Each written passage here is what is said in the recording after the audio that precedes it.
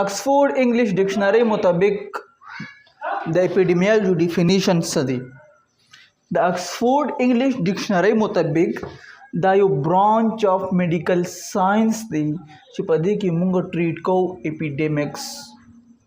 So the question is, what are epidemics? What is epidemic?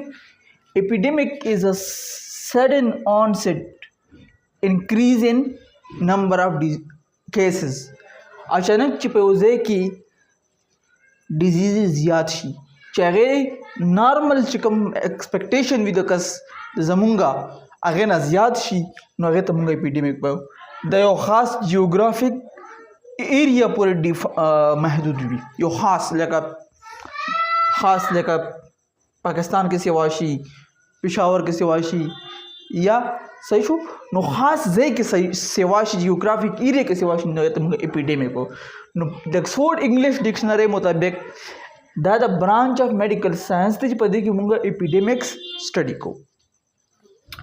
او کولر دا خبره کړې وه AMJ اپیډ 1991 کې چې اپیډیمیولوژي از د سټډي اف اپیډیمکس اینڈ دیر پریونشن، چې اپیډیمیولوژي د موږ سټډي کوو د څه د اپیډیمکس سټډي کوو او د اپیډیمکس په څنګه پریونټ کوو، څنګه به بچ کوو، د دې سټډي ته موږ څه ویلو اپیډیمیولوژي وایو اکارډینګ ټو کولر AMG اپیډ 1991.